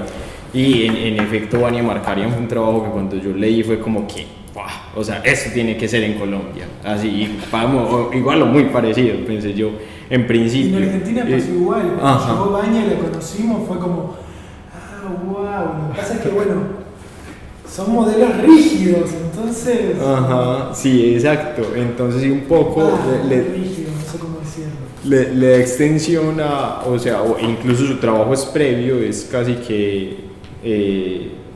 Sí, precede ese gran trabajo que es el de Samuel Moyn, que se llama La última utopía de los derechos humanos. y por supuesto el libro de la profesora Marina Franco sobre lo que pasaba en Francia también. Yo dije, uy, por acá de pronto puede ir la cosa, ¿cierto? Pero cuando yo comienzo a adentrarme en las fuentes es un poco como que ese marco no me termina de cuadrar, ¿cierto? Y hay mucha más permeabilidad de la que tal vez se pudo ver en la ponencia, porque un poco lo que sucede es que a mi juicio hay como dos sectores. Uno que está compuesto por personas que vienen del conservatismo, de los partidos más tradicionales, ¿cierto? Y que ideológicamente incluso habían sido muy conservadores, y el Partido Liberal, y una parte de la izquierda, particularmente el Partido Comunista, que había tenido, de hecho uno de los datos que hay antes es que el Partido Comunista está realmente buscando un frente amplio que logre participar de las elecciones, se desencadena esa represión muy fuerte, todavía con la presión política, pero muy fuerte, de Turbay, que persigue poetas, que persigue políticos que se habían mantenido dentro de la legalidad, y lo que hace es que se acerca a estos sectores más liberales y más del conservatismo, y casi que el acuerdo en términos léxicos es derechos humanos. Acá es donde nos podemos encontrar, ¿cierto?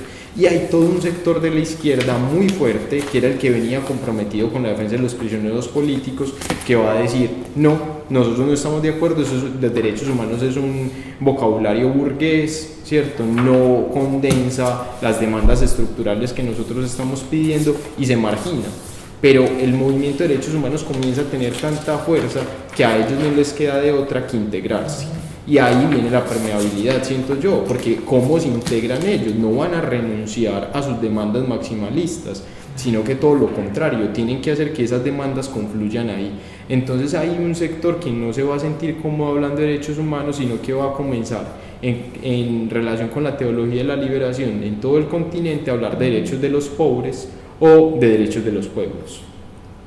Y esto sí muy en sintonía con el tercer mundo.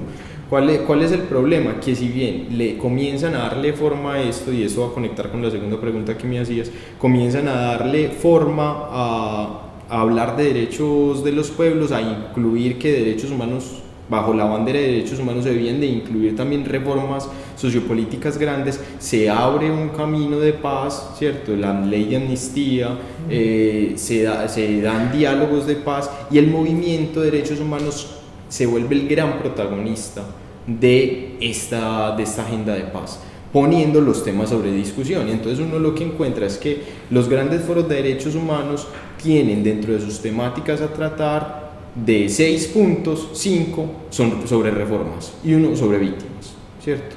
Entonces, reforma de la tierra, o sea, están discutiendo sobre eso, entonces ahí ya el modelo no me cuadraba, o sea, esta gente sigue pensando en otros términos de transformación social, pero luego del 85 se incrementa la violencia de una manera demencial en Colombia, ¿cierto? Y ahí es donde uno empieza a ver los más picos de desaparición, de asesinatos selectivos, y el movimiento de derechos humanos, incluidos algunos sectores que venían del liberalismo y del conservatismo, que estaban comprometidos con las reformas, comienzan a ser asesinados también.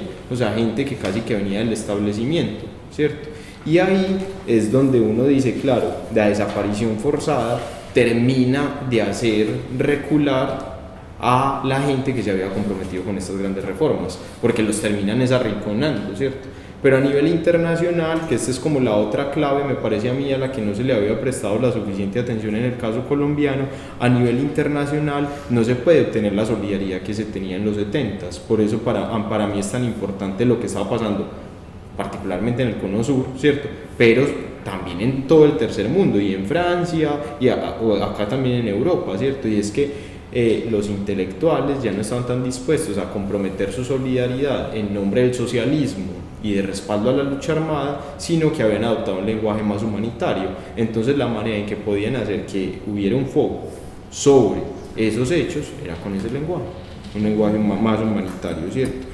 Y con respecto a la pregunta de la profesora Gabriela sobre el rechazo de los partidos políticos, era sobre todo en las familias y en los amigos. Eran los amigos de José, pero quien, digamos, había gestado esa organización era el hermano de José, ¿cierto? Y bueno, las familias, hay un caso muy famoso del que el profesor Oscar Calvo, que también fue mi asesor en la tesis de maestría, yo trabajé con él organizando un archivo, que es el archivo de Fabiola Lalinde, que es una dirigente, una líder de derechos humanos muy importante que falleció justamente este año, y en su archivo personal uno se daba cuenta, y ella misma nos contaba en entrevistas y en conversaciones informales, que un poco la desconfianza que se nota en ese pasaje de los familiares era que comenzaban a sentirse instrumentalizados por la izquierda, ¿cierto? Entonces que los familiares no podían comprometerse del todo con unas prácticas de izquierda, a lo mejor ni siquiera estaban muy interesados, que este es digamos el gran cambio, no tenían tradición de militantes, sino que estaban simplemente esperanzados en encontrar a sus familiares, y hubo un sector, el menos de izquierda en términos de militancia, ¿cierto?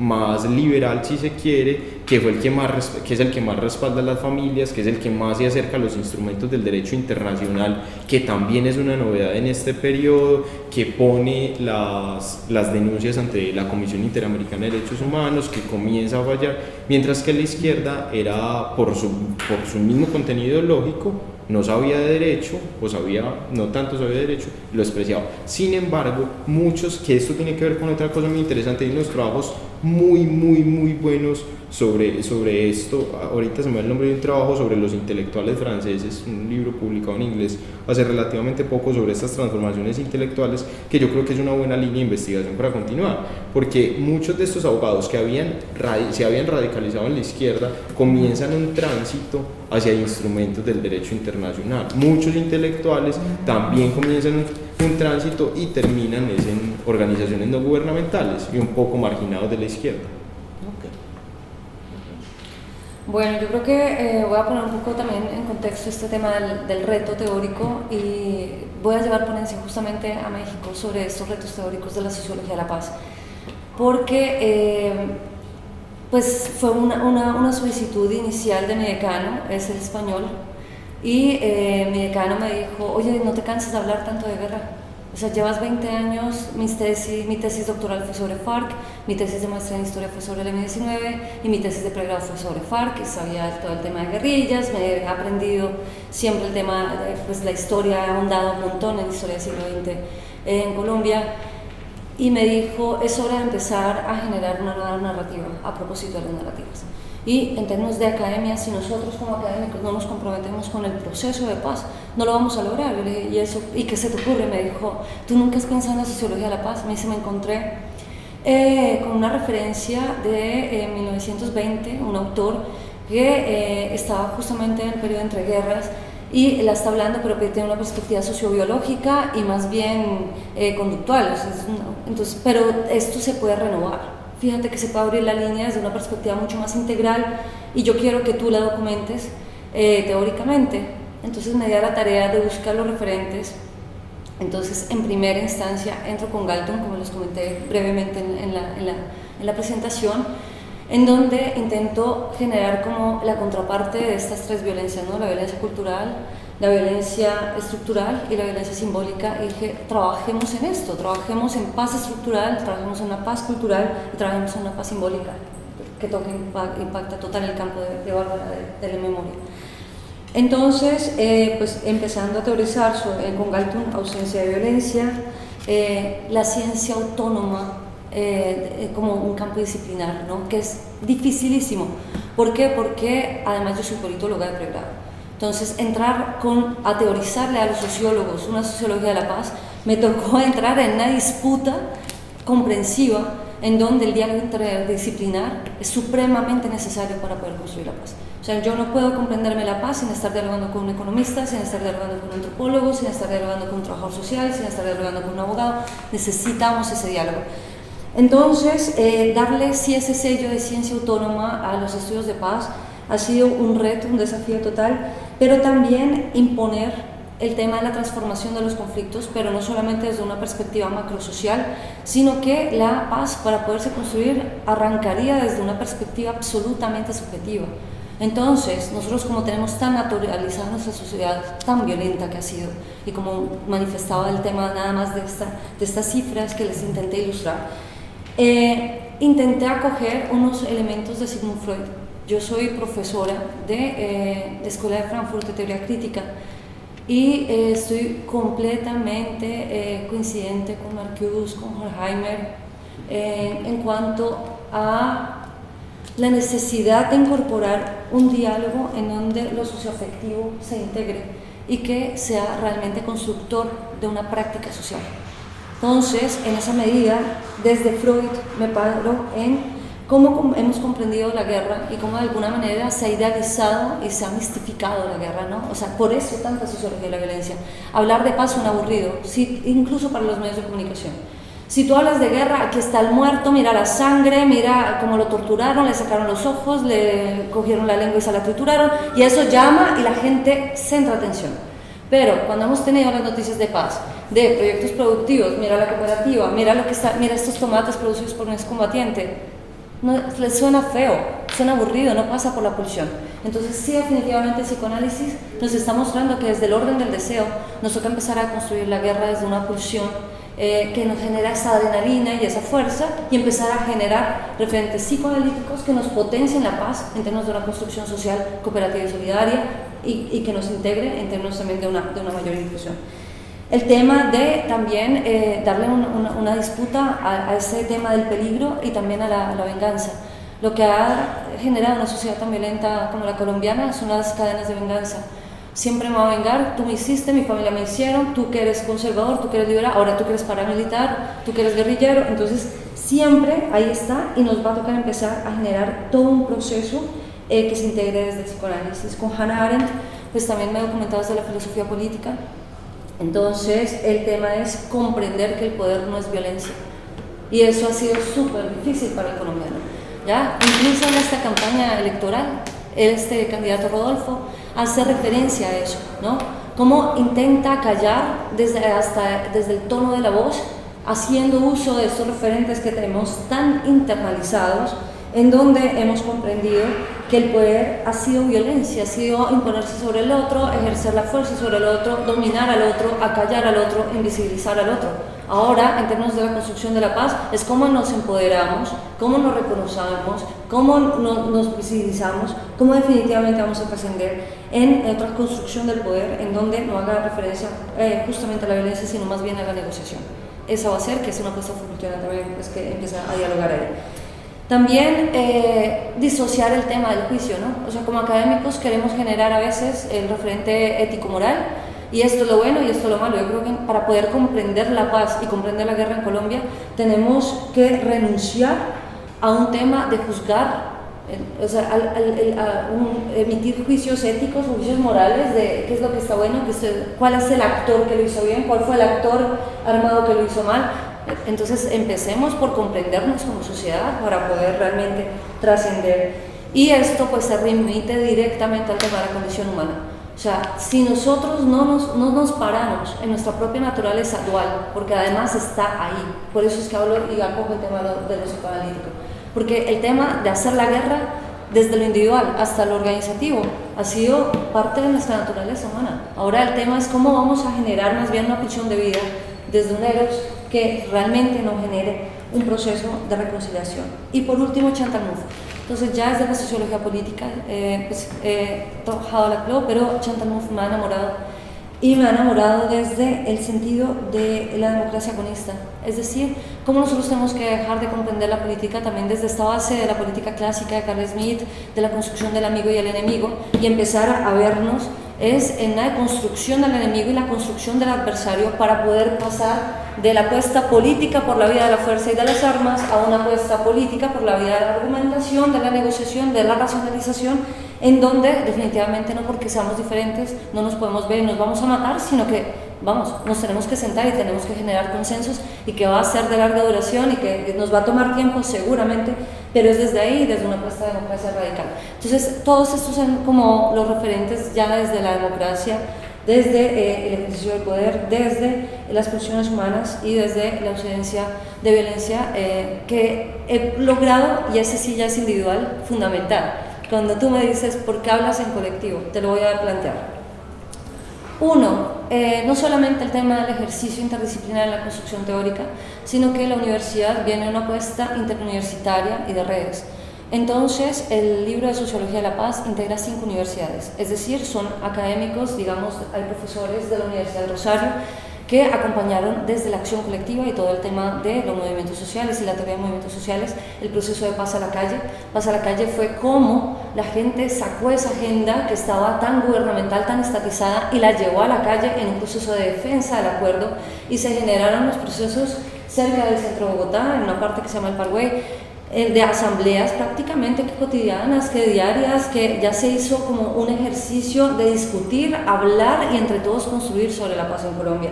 Entonces él se centra en Paz a la Calle. El otro profesor es de la Universidad de Miami y en este momento está siendo docente de la Universidad del Valle, está en Cali. Entonces Diego Lugo me dijo, nosotros no podemos comprender la paz, él es geógrafo además, o sea, el tema del diálogo interdisciplinar, y le encanta la socioeconomía, y me dice, en el Bichada tenemos un tema de extracción brutal, entonces yo no puedo comprender la paz sin hablar del modelo de desarrollo y de los procesos de explotación en Colombia.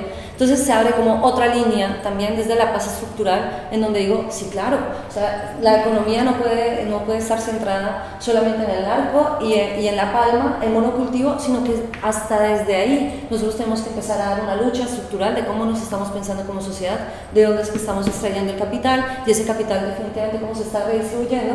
Total, que él se centra en el Bichada, que es parte de la Amazonía, una zona súper poco explorada y demás, y genera su capítulo. El otro profesor es de la Javeriana, que es Camilo Castilblanco y Mato Echeverry. Son profesores que se centraron en la Orinoquía y en la región Caribe, por eso prácticamente que el libro que les entregué de Sociología de la Paz les van a tener una perspectiva de país. Entonces son universidades, fueron 18 autores que yo logré integrar al libro. Yo soy la editora y autora. Soy autora en la parte de la contextualización del acuerdo de paz con FARC, pero de los referentes teóricos que les acabé de mencionar, ya lo pueden encontrar ahí, se puede ahondar. Y por otra parte, bueno, podría seguir porque fueron 5 universidades, así que no me voy a extender como cuál estuviera en la presentación del libro, pero ya vas a entender el porqué, Gabriela, del plural. Y también porque he impactado a otros compañeros. Entonces, de hecho, el otro libro que les dejo es, ya les digo, es publicado por un compañero que desafortunadamente falleció en la pandemia, que nos pegó muy duro, ¿no?, al colegaje, porque con él veníamos trabajando muy de la mano. Él venía centrado en trabajar como temas de cultura y de educación en la zona del Caquetá con los combatientes, incluso se dio todo un proceso de biblioteca popular para fomentar, y se hizo una salida de campo con estudiantes. Entonces ellos salieron y sacaron el libro Territorios, Conflictos y Resistencias, en cabeza de John Alexander Hidrobo e Israel Arturo Orrego, y ellos pues empiezan a hacer un trabajo de aproximación y de diario de campo. También somos nosotros y nosotras. ¿Por qué? Porque en el libro de Sociología de la Paz, como en los otros libros, siempre tenemos estudiantes, egresados y docentes trabajando. Entonces no solamente somos los académicos para los académicos, es dónde están nuestros egresados y cómo podemos impactar el quehacer ya en el ejercicio profesional de nuestros egresados. Y bueno, porque además, o sea, yo creo que uno no está descubriendo que la agua moja. Yo creo que esto es una construcción colectiva, el tema de la construcción del conocimiento. Entonces seguramente, Gabriela, por eso todo el tiempo me estoy enunciando en plural, pero pues esta apuesta muy teórica sí es mía. Muchas gracias. Perdón. Já, perdão. Sim. Vou começar pelo final, pela questão de gênero. Sim, com certeza. Assim como em outros conflitos, outros contextos de violência política, a violência de gênero é completamente central. As mulheres, elas não são vítimas só da violência específica sexual, a de gênero nesse sentido mais restrito, mas de uma maneira muito ampla. Então, você tem mães que perdem seus filhos, companheiras que perdem seus companheiros e que precisam cuidar economicamente da família. Então, assim, realmente, a escolha da Doris Salcedo de trabalhar com mulheres é uma escolha muito acertada, porque a violência de gênero é isso, né? A mulher, ela é vista como um botim de guerra. Então, em todos esses casos, todos esses tipos de violência, sejam massacres, sejam desaparição forçada, sejam deslocamentos, né, desplaçamentos, tudo isso gera uma tripla, quádrupla violência em cima das mulheres. Então, com certeza, a questão de gênero é fundamental. E agora, quem é Doris Salcedo? Bom, essa pergunta, algumas questões me perturbam bastante, porque algumas informações eu não consigo encontrar. O que eu posso dizer é o seguinte: esses trabalhos que ela fez na Praça de Bolívar, ela fez em diferentes governos. E isso é muito interessante, porque, por exemplo, esse aqui do Palácio de Justiça, sumiu. Do Palácio de Justiça com as cadeiras do lado de fora, ele foi feito no governo do Uribe. Então, um governo completamente diferente do que depois ela vai fazer no Juan Manuel Santos. Sobre esse do Palácio de Justiça, eu consegui encontrar, a única informação que eu encontrei sobre isso é que ela não conseguiu autorização completa para o que ela queria fazer, porque ela queria utilizar as cadeiras do próprio edifício, do interior do edifício, e colocar para fora. E ela não conseguiu isso, fez com outras cadeiras, mas assim, ainda assim é uma intervenção que demanda uma autorização institucional muito grande. Ainda mais porque ela fez essa obra no 6 e 7, que foram os dias em que aconteceu o massacre 17 anos antes. Então, agora, em relação aos outros dois trabalhos, tem esse vínculo dela com o governo do Juan Manuel Santos já é mais explícito, e com os mecanismos que se desdobram desse acordo de paz. Por exemplo, ela faz parte do Conselho Assessor da Comissão da Verdade. Então, quando ela é convidada a fazer essa intervenção em uma atividade da Comissão da Verdade, ela está ali como parte, né, de certa forma, desse trabalho. Mas, para além disso, acho que talvez uma questão que seja muito importante é que a Doris Salcedo ela tem uma inserção muito grande na arte contemporânea internacional, mundial, muito grande. Então, ela é realmente uma artista que tem uma visibilidade para fora enorme, né? E ela não só faz intervenções dessa magnitude na Colômbia, por exemplo. Ela tem um trabalho que ela simplesmente fez uma rachadura, uma fratura no piso do hall do Museu Tate em Londres. Então, quem é essa artista que pode rachar o piso do Tate? Não é qualquer uma, né? Então, mas isso é muito questionado também, porque de certa forma ela, não sei se a palavra certa é essa, mas ela sequestra um pouco esse debate para um campo que é o campo da arte contemporânea e que é um campo muito hermético, muito elitizado, e isso traz também algumas questões. Então, se ela tem, por um lado, acesso a fazer coisas grandes, por outro lado, há uma certa distância com outras práticas de construção de memória, de trabalhos estéticos, inclusive, com essas memórias que são feitas, por exemplo, do ponto de vista do campo popular. Então, tem uma distância muito grande. Ela acaba recebendo, por exemplo, o direito de fazer um trabalho com essas armas, mas será que era esse o destino das armas que, enfim, os milhares de vítimas gostariam? Acaba ficando muito personificado em uma figura do campo das artes. Eu vejo isso como uma questão que deve ser problematizada. Puedo hacer una invitación nada más. Les voy a leer los títulos que dejo por si son de su interés. Entonces están el libro Nostalgias y Aspiraciones, que es a propósito de una publicación de la Facultad de Comunicación. El otro es Nuevo Chile. Tenemos dos en una acción colectiva. Nuevo Chile es un barrio popular en Bogotá. Nuevo Chile, Acción Colectiva y Tejido Social. Otro que maneja la línea de riesgos, juegos y espectáculos, itinerarios de comunicación para la paz. Entonces también los que estén entrando por esa línea de comunicación para la paz podrían revisar ese. La política pública de juventud en Bogotá, que son algunas reflexiones sobre su implementación. Dimensiones de la migración en Colombia, el propio de Sociología de la Paz, Territorios, Conflictos y Resistencias del Profe Hidrobo. Otro de Acción Colectiva, Actores Sociales y Interacciones Colectivas y Transformación Social. Todos muy en una línea muy progresista, ¿no? de diálogo, cohesión social. Y una última, que fue un estudio también de profesores de la Facultad de Comunicación, centrado en Ecuador y Bolivia. Y otro más filosófico, que es Ontología Política desde América Latina, que es este tema de construcción epistemológica en diálogo pues, con la escuela europea y con la escuela norteamericana. Incluso en la sociología de la paz dialogamos con la escuela canadiense, con un profesor de la Universidad de Fredericton. Entonces queremos como empezar a empoderar y a posicionar como el tema epistemológico de la construcción propia, de la reflexión sobre nosotros mismos que estamos haciendo. Entonces esos libros van a quedar en la Biblioteca de Humanidades de acá. Lo que resta es invitarles a las próximas mesas, que son a partir de las 4 de la tarde, y el acto de cierre. Y bueno, agradecemos mucho la presencia. Muchas gracias. Muchas gracias. Un gusto conocerte, Bárbara. Y bueno, aquí muchas gracias.